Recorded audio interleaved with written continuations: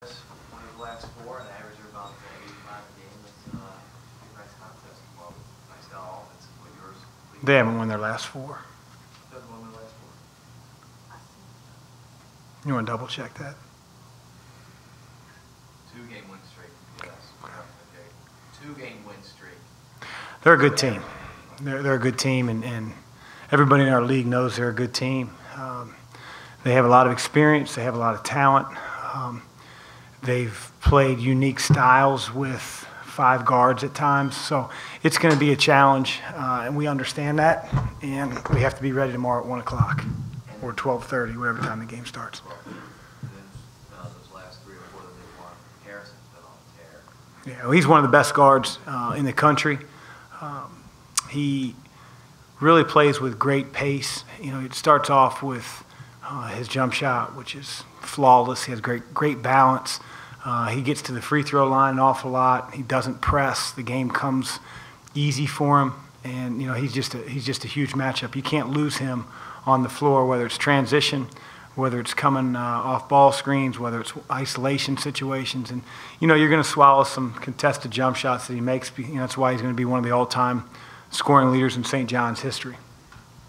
How different does that team look without Chris Obeka?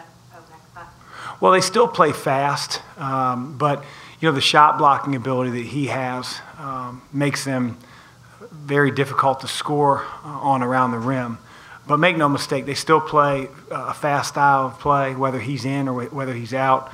They love to attack on the break. Any of those guys will bring the ball up.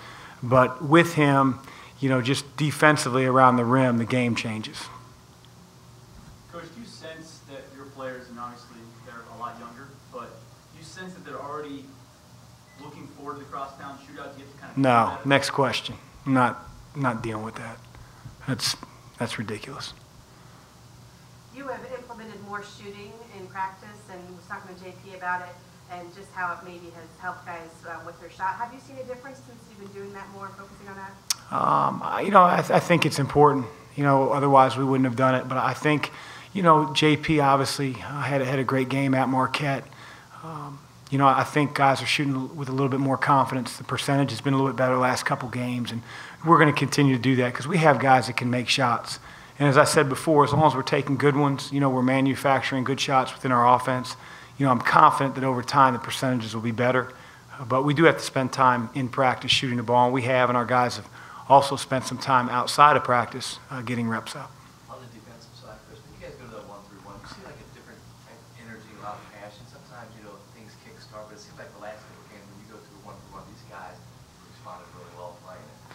Yeah, well, it's been a good defense for us. You know, the energy level, and I can see where you're coming from. You know, I think it starts with the guy up top. But what it really allows us to do is sort of dictate where the offense has to go with the ball. You know, when you're in man, offensively, you're sort of in control, especially when you're not out denying and trying to steal passes. And so when you're on the offensive end, you know, running your set plays or trying to figure out where you want the ball, it's much easier. Having said that, you know, defensively in man, you should be able to count for everybody on the floor simply because that you have assignments. In our zone, it's a little bit more difficult to do that because you have guys floating in and out of your area. But for us, it does allow us to dictate this is what the offense sort of has to do in order to get good looks. You know, you can't run 50 different offenses against it. So it makes scouting a little bit easier from that perspective. And it keeps our big guys close to the basket and hopefully out of foul trouble. Coach, how important is Jalen's passion to this team? And have you had to have talks with him about the technical fouls at all? Yeah, we've had a lot of talks. You know, the one thing that I don't want to do to Jalen, I don't want to neuter him. You know, I want him to play with emotion. I want him to play with energy and passion. And sometimes it's a fine line because he's so competitive that he does things he shouldn't. And he recognizes that, but, you know, sometimes it's easier to recognize it out of the moment than in the moment. But, you know, how far Jalen's come in the last 2 years is amazing.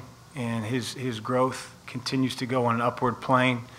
To me, he's one of the best big men in our conference. And we got to keep it that way, and he's got to know that I love him, I support him, we're going to continue to push him to get better.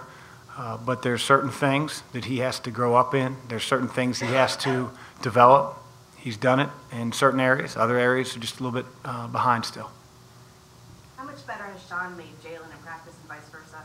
Well, I think Sean's been the recipient of playing against Jalen and Matt every day. And as I said a couple press conferences ago, when you're judging a freshman going against two all Big East caliber players, it's probably not fair to Sean. But it's really helped develop him.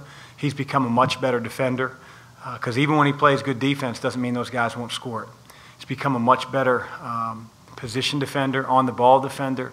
I think offensively he's gotten better because those guys are big guys, are not easy to push around. And because of it, Sean's become a factor here as of late and will continue to be. All right. Yeah.